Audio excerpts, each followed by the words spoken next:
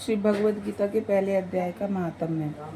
श्री पार्वती जी ने कहा, भगवान आप सब तत्वों के ज्ञाता हैं। आपकी कृपा से मुझे श्री विष्णु संबंधी नाना प्रकार के धर्म सुनने को मिले जो समस्त लोक का उद्धार करने वाले हैं। देवेश, अब मैं गीता का महात्म्य सुनना चाहती हूँ, जिसका श्रवण करने से श्री हरि में भक्ति बढ़ती है। श्री महादेव जी बोले, जिनका श्री विग्रह अलसी के फूल की भांति श्याम वर्ण का है, पक्षी राज गरुण ही जिनके वाहन हैं, जो अपनी महिमा से कभी च्युत नहीं होते तथा शेष नाग की सैया पर शयन करते हैं, उन भगवान महाविष्णु की हम उपासना करते हैं। एक समय की बात है, मुर दैत्य के नाशक भगवान विष्णु शेष नाग के रमणीय आसन पर सुखपूर्वक विराजमान थे। उस समय समस्त लोगों को आनंद देने वाली भगवती बोध कराती है।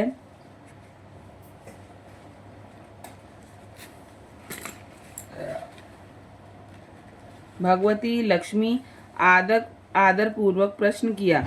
श्री लक्ष्मी जी ने पूछा, भगवान आप संपूर्ण जगत का पालन करते हुए भी अपने ऐश्वर्य के प्रति उदासीन से होकर जो इस क्षीर सागर में नींद ले रहे हैं, इसका क्या कारण है? श्री भगवान बोले, सुमुखी, मैं नींद नहीं लेता हूँ, अपितु तत्व का अनुसरण करने वाली अंतर्दृष्टि के द्वारा अपने ही माहेश्वर तेज का साक्षात्कार कर रहा हूँ।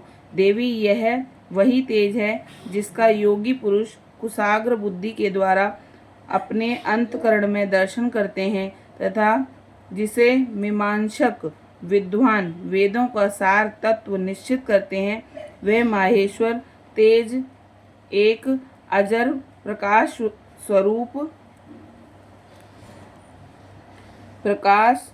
स्वरूप आत्मरूप रोग शोक से रहित अखंड आनंद का पुंज निष्पंद निरीह तथा द्वैत रहित है। इस जगत का जीवन उसी के अधीन है। मैं उसी का अनुभव करता हूँ। हे देवेश्वरी, यही कारण है कि मैं तुम्हें नींद लेता सा प्रतीत हो रहा हूँ। श्री लक्ष्मी जी ने कहा, हे ऋषिकेश, आप ही योगी पुरुषों के ध्येय हैं। आपके अतिरिक्त भी कोई ध्यान करने योग्य तत्व है, यह जानकर मुझे बड़ा कौतूहल हो रहा है। इस चराचर जगत की सृष्टि और संहार करने वाले स्वयं आप ही हैं। आप सर्वसमर्थ हैं। इस प्रकार की स्थिति में होकर भी यदि आप उस परम तत्व से भिन्न हैं, तो मुझे उसका बोध कराइए। श्री भगवान बोले, प्रिय, आत्मा का स्वरूप द्वैत्व और अद्वैत से पृथक भाव और अभाव से मुक्त तथा आदि और अंत से रहित है। शुद्ध ज्ञान के प्रकाश से उपलब्ध होने वाला तथा परमानंद स्वरूप होने के कारण एकमात्र सुंदर है। वही मेरा ईश्वरीय रूप है। आत्मा का एकत्व ही सबके द्वारा जानने योग्य है। गीता शास्त्र में इसी का प्रतिपादन हुआ है। अमित तेजस्वी भगवान विष्णु के ये वचन सुनकर लक्ष्मी देवी ने शंका उपस्थित करते हुए कहा, भगवान, यदि आपका स्वरूप स्वयं परमानंद में और मन वाणी की पहुँच के बाहर है, तो गीता कैसे उसका बोध कराती है? मेरे इस संदेह का आप निवारण कीजिए। श्री भगवान बोले, सुंदरी सुनो, मैं गीता में आप अपनी स्थिति का वर्णन करता हूँ। क्रमश 5 अध्यायों को तुम 5 मुख जानो, 10 अध्यायों को 10 भुजाएं समझो तथा 1 अध्याय को उदर और 2 अध्यायों को दोनों चरण कमल जानो। इस प्रकार यह 18 अध्यायों की बाणमयी ईश्वरीय मूर्ति ही समझनी चाहिए। यह ज्ञान मात्र से ही महान पातकों का नाश करने वाली है। जो उत्तम बुद्धि वाला पुरुष गीता के 1 या आधे अध्याय का अथवा 1 या आधे या चौथाई श्लोक का भी प्रतिदिन अभ्यास करता है, वह सुशर्मा के समान मुक्त हो जाता है। श्री लक्ष्मी जी ने पूछा, देव सुशर्मा कौन था, किस जाति का था और किस कारण से उसकी मुक्ति हुई? श्री भगवान बोले, प्रिय सुशर्मा बड़ी खोटी बुद्धि का मनुष्य था। पापियों का तो वह शिरोमणि ही था। उसका जन्म वैदिक ज्ञान से शून्य एवं क्रूरतापूर्ण कर्म करने वाले ब्राह्मणों के कुल में हुआ था। वह न ध्यान करता था, न जप, न होम करता था, न अतिथियों का सत्कार। वह लंपट होने के कारण सदा विषयों के सेवन से ही आसक्त रहता था। हल जोतता और पत्ते बेचकर जीविका चलाता था। उसे मदिरा पीने का व्यसन था तथा वह मांस भी खाया करता था। इस प्रकार उसने अपने जीवन का दीर्घ काल व्यतीत कर दिया। एक दिन मूढ़ बुद्धि सुशर्मा पत्ते लाने के लिए किसी ऋषि की वाटिका में घूम रहा था। इसी बीच में काल रूपधारी काले सांप ने उसे डस लिया। सुशर्मा की मृत्यु हो गई। तदंतर वह अनेक नरकों में जा वहां की यातनाएं भोग कर मृत्यलोक में लौट आया और वहां बोझ ढोने वाला बैल हुआ। उस समय किसी पंगु ने अपने जीवन को आराम से व्यतीत करने के लिए उसे खरीद लिया।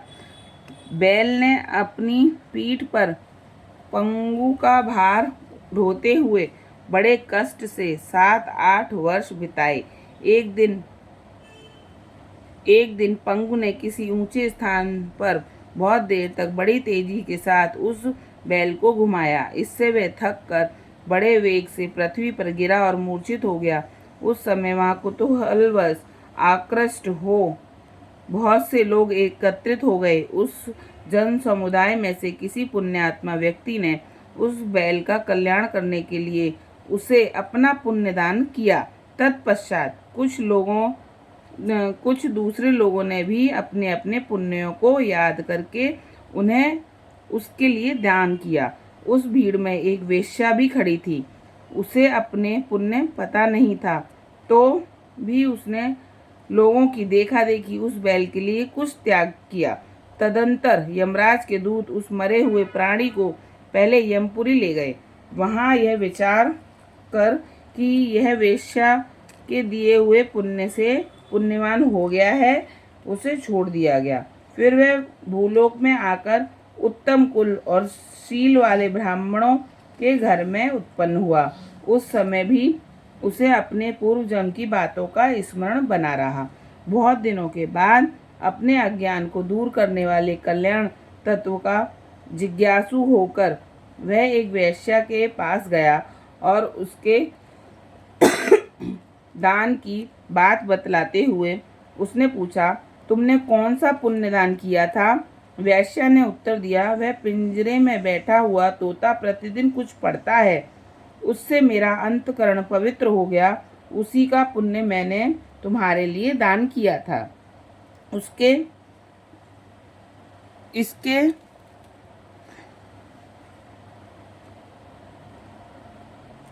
बाद उन दोनों ने तोते से पूछा। तब वह तोते ने अपने पूर्व जन्म का स्मरण करके प्राचीन इतिहास कहना आरंभ किया। पूर्व जन्म में मैं विद्वान होकर, तोता बोला, शुक बोला, पूर्व जन्म में मैं विद्वान होकर भी विद्वता के अभिमान से मोहित रहता था। मेरा राग द्वेष इतना बढ़ गया था कि मैं गुणवान विद्वानों के प्रति भी ईर्षा भाव रखने लगा। फिर समयानुसार मेरी मृत्यु हो गई और मैं अनेकों घृणित लोकों में भटकता फिरा। इसके बाद इस लोक में आया। सदगुरु की अत्यंत निंदा करने के कारण तोते के कुल में मेरा जन्म हुआ। पापी होने के कारण छोटी अवस्था में ही मेरा माता पिता से वियोग हो गया। एक दिन मैं ग्रीष्म ऋतु में तपे हुए मार्ग पर पड़ा था। वहां से कुछ श्रेष्ठ मुनि मुझे उठा लाए और महात्माओं के आश्रम के भीतर एक पिंजड़े में उन्होंने मुझे डाल दिया। वहीं मुझे पढ़ाया गया। ऋषियों के बालक बड़े आदर के साथ गीता के प्रथम अध्याय की आवृत्ति करते थे। उन्हीं से सुनकर मैं भी बारंबार पाठ करने लगा। इसी बीच में एक चोरी करने वाले बहेलिया ने मुझे वहाँ से चुरा लिया। तत्पश्चात इस देवी ने मुझे खरीद लिया। यही मेरा वृत्तांत है जिसे मैंने आप लोगों से बता दिया। पूर्व काल में मैंने इस प्रथम अध्याय का अभ्यास किया था, जिससे मैंने अपने पाप को दूर किया। फिर उसी से इस वैश्या को भी अंतकरण शुद्ध हुआ है, और उसी के पुण्य से ये द्विज श्रेष्ठ सुशर्मा भी पाप मुक्त हुए हैं। इस प्रकार परस्पर वार्तालाप और गीता के प्रथम अध्याय के महात्म्य की प्रशंसा करके वे तीनों निरंतर अपने अपने घर पर गीता का अभ्यास करने लगे। फिर ज्ञान प्राप्त करके वे मुक्त हो गए। इसलिए जो गीता के प्रथम अध्याय को पढ़ता, सुनता तथा अभ्यास करता है, उसे इस भवसागर को पार करने में कोई कठिनाई नहीं होती।